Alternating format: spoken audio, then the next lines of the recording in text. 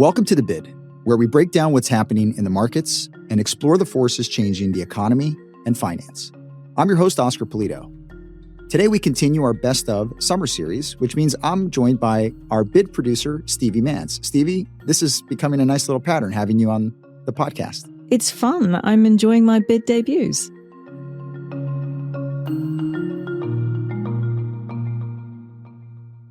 So let's keep going through some of our favorite episodes of this year. And I think it's my turn. It is your turn. It's the final one. Okay.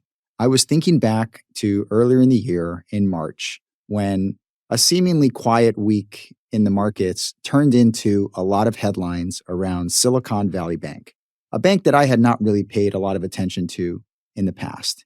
And it was a reminder that markets are stable until they're not. And all of a sudden, we have a lot of volatility to talk about. And we had to spring into action to record an episode with one of our favorite guests, Alex Brazier. Alex is the deputy head of the BlackRock Investment Institute. And Alex came on to talk to us about why these events that were occurring at the time in March were not like 2008, because I think a lot of us feared that it was a repeat of the global financial crisis. Yes, we had to spring into action. As you said, we were speaking about it on, I believe it was Monday. We recorded it Tuesday. And to your point, there was a lot of panic about whether these events were going to be the start of another 2008 crisis. What was going to happen next? Was this just limited to the US? Was this going to happen across the globe? And as you say, this panic just seemed to be everywhere. Exactly. And I think to me, having lived through the 2008 financial crisis, I was reminded of how there are probably a lot of people who don't really understand how a bank works until it fails. And it really is, the banking model is all built on confidence.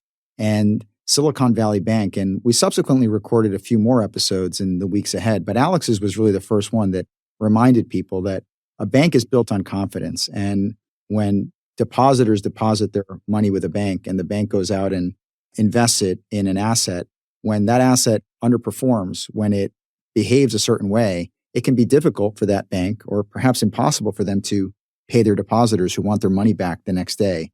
And so to me, it was like people, they walk by a bank, they drive by one, they go in one probably pretty frequently, or they interact with one, but do they really know how it works? And this crisis reminds people just like the basic functioning of a bank. Right. And the way technology has changed now that you're able to access your funds and your money so much quicker. And to some extent, you could argue that that exacerbated some of these circumstances. It was unprecedented in some ways, and nobody knew how this was going to play out. And let's be honest, Alex is one of our favorite guests. You and I talk about this pretty often. I think maybe he's only made one mistake ever when he did a recording for us. He's very eloquent. Everything he describes makes a lot of sense. He can take very complex topics and make it easy for people to understand. So anytime we have Alex in the studio, it's just always a pleasure to listen to him. Fabulous storyteller. And you're right, he is a one-take wonder. Well, you get to hear his voice again. Here's Alex Brazier.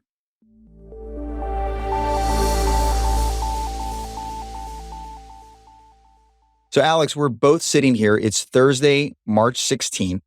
Financial markets have been spooked by events in the banking industry on both sides of the Atlantic. So can you just explain what's happening and what led to this crisis? It's been an eventful week, I suppose. The story goes back some way, but before we look in depth at the last week, I think it's useful to remind our listeners that really what's happening here is that the fastest rate hiking cycle since the 1980s, it was clear that that was always going to cause some economic damage and expose some cracks in the financial system.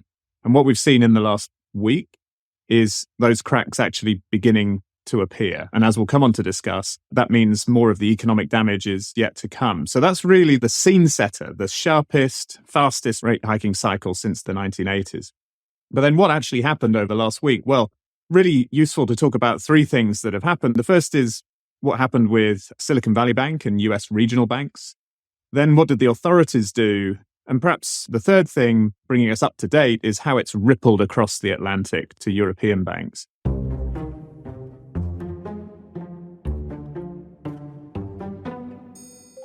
And starting with the first of those, US regional banks, what really happened at Silicon Valley Bank? Well, it was a bit of an outlier in two important respects. The first is that it had a very large share of its deposits greater than $250,000. So they're uninsured deposits. And those are typically more flighty and more likely to be withdrawn in stress than insured deposits. And the second thing it had, which it was an outlier, was that it had a very large book of US Treasuries and mortgage-backed securities. And of course, as interest rates have gone up a lot over the last year, the market value of those securities has fallen a lot. Now, Silicon Valley Bank hoped that it wouldn't have to sell these securities. It hoped to just hold them until they matured. But to link these two outlying characteristics together, a lot of its depositors were spooked and asked to withdraw their money. And as a result, it was forced to sell some of these securities at today's market prices and realize some of the losses. That meant that more depositors withdrew their money as the bank realized some losses. And so it entered this kind of spiral downwards. And the authorities then stepped in to take control of what was at that stage a failing bank. The issue, of course, then prompted depositors, particularly uninsured depositors, to withdraw money from other regional banks like Signature Bank. And the authorities stepped in there as well. So what did the authorities do when they stepped in? Well, they've seized control of these banks, written down the equity, and they've protected the insured deposits as they normally would. But very importantly in these cases, they've also used what's called a systemic risk exemption, which allows them to protect the uninsured deposits as well. So these banks failed over the weekend, and on Monday morning, all the depositors, whether their deposits were insured or previously uninsured, had access to their money on Monday morning. So the authorities have dealt with these banks not by giving a bailout to the shareholders, this isn't shareholder friendly, but by protecting the depositors in those banks. That was the US authorities. And then the third aspect really of what's happened in the last week is that the crisis has rippled across the Atlantic.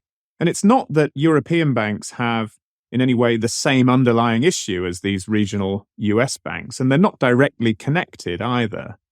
But there is a channel of contagion, which is that following what happened in the United States, markets are now applying greater scrutiny to banks around the world, including in Europe.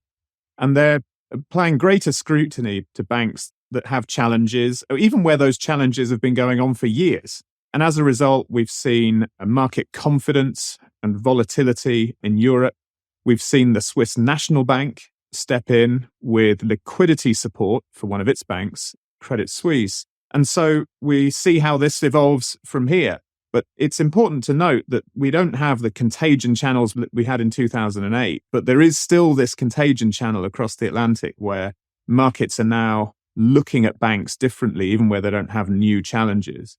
But I just go back to the root cause of all of this, which is the fastest rate hiking cycle since the 1980s. Which was always going to cause some degree of damage and expose some financial cracks. And that's really the underlying root cause of everything that's gone on in the last week. Alex, you mentioned 2008, which is hard to believe. It's a decade and a half ago. But the headlines of the past week, for those of us who lived through 2008 and that crisis, it's hard to not try and draw comparisons. And it turns out that during that financial crisis, you were part of the team concerned with financial stability at the Bank of England. You were in the thick of it then.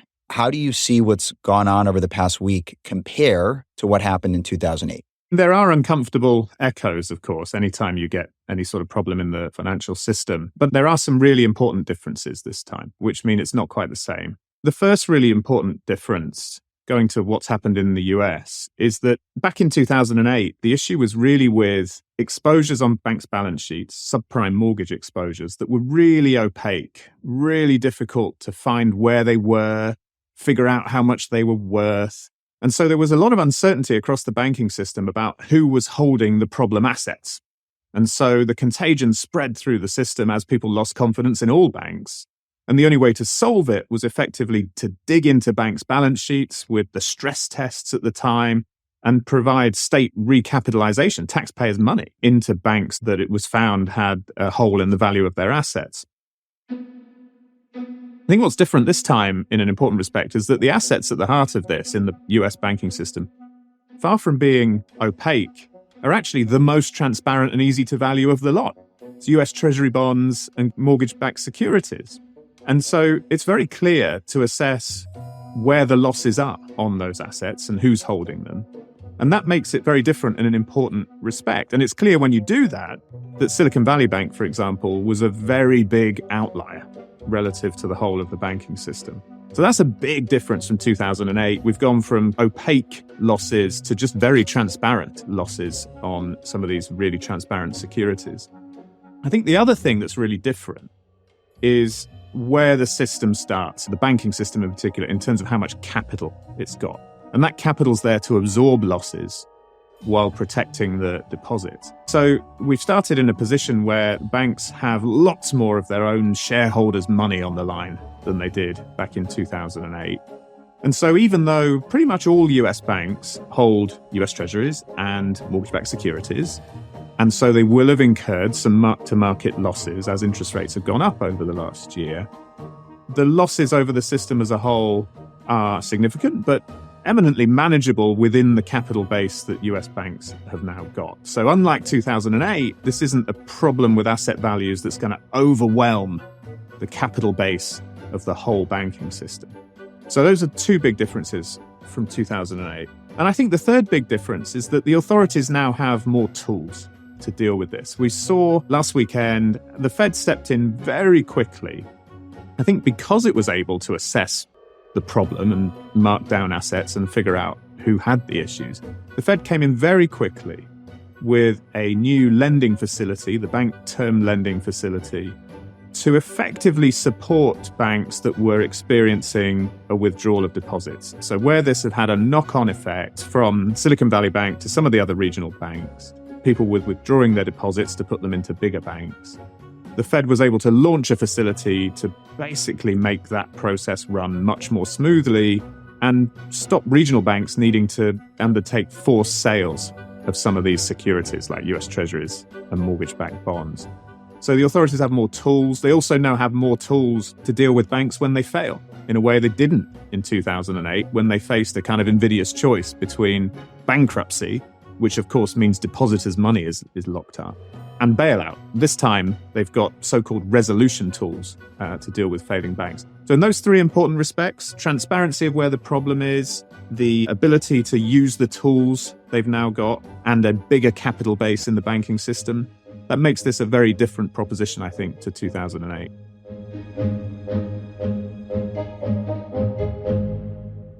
And maybe specifically on that third point that you mentioned, central banks and the toolkit that they have now, which is partly a learning from 2008. So you've mentioned the Federal Reserve putting that toolkit to use. You also mentioned the Swiss National Bank, which has acted as a backstop to one of their important financial institutions.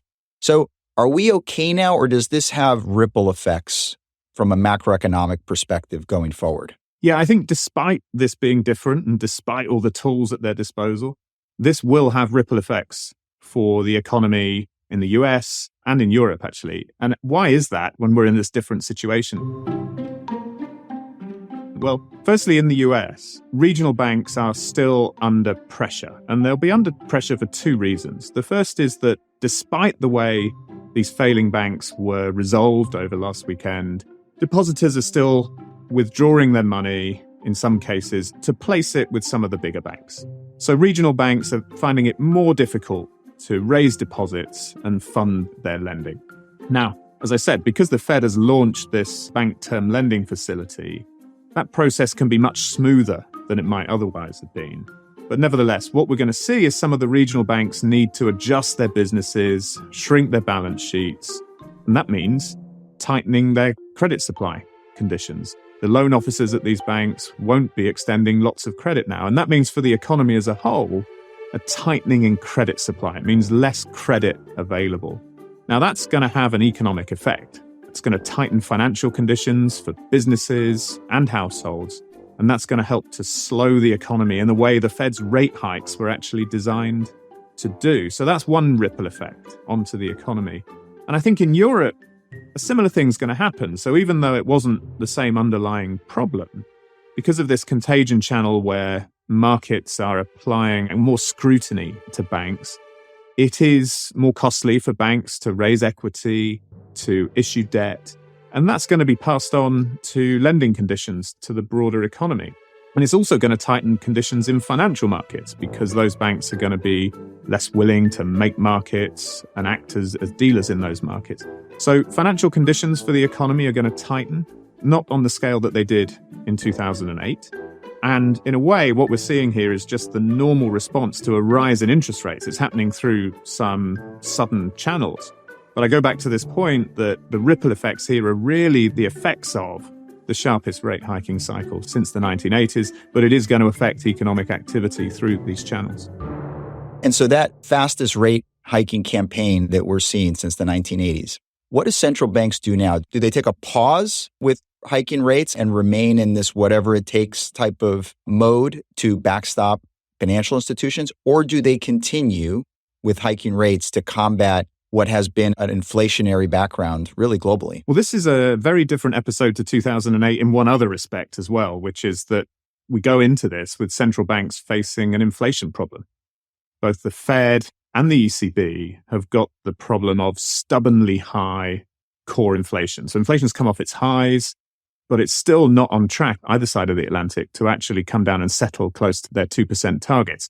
So they were needing to raise rates, slow their economies, probably generate recessions if they wanted to get inflation all the way back down to their targets. And that's a very different situation to the one we were in 2008 and the one we've been in every financial wobble over the last 30 or 40 years, in fact. So the playbook where central banks respond both with tools to address financial problems like lending facilities, like we've seen this week, and rate cuts isn't on the table this time. What we think they'll try and do, to the extent they can, is effectively separate two issues. Separate, on the one hand, maintaining financial stability, where they'll be using lending facilities in the way they've done over the last week, and monetary policy, interest rates, where they'll be looking to deal with their inflation problem. And in a way, what the Bank of England did last September is a good model for this, a good guide for this. Faced with problems in the UK gilt market, it launched one operation, some temporary purchases of gilts to deal with that financial problem, whilst at the same time raising interest rates to deal with its inflation problem.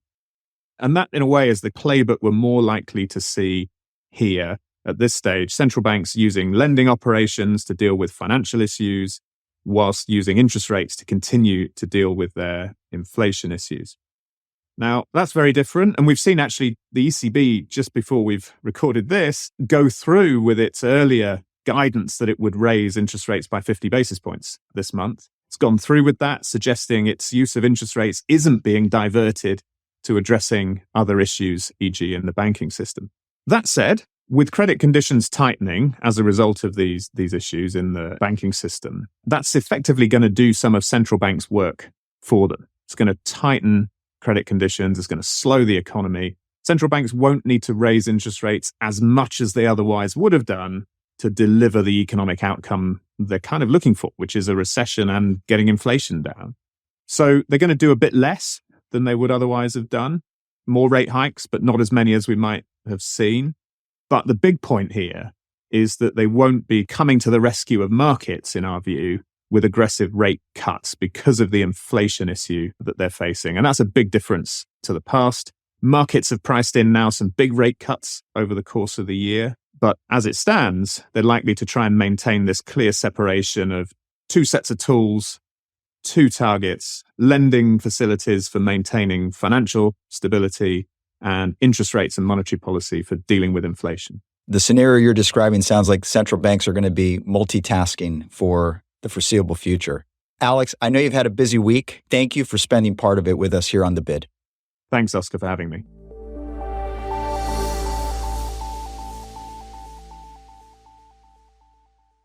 So, Oscar, we talked earlier about how banking is all about confidence. Did you feel more confident about how things were going to progress? And now, a few months later, what are your thoughts in terms of that hindsight? Well, I think whenever you hear Alex, you're talking to somebody who has many years of experience in the financial sector. And in this case, he has worked in the halls of monetary policy in England, someone who's speaking with credibility. So you immediately are listening to him and thinking, this is somebody with a credible opinion.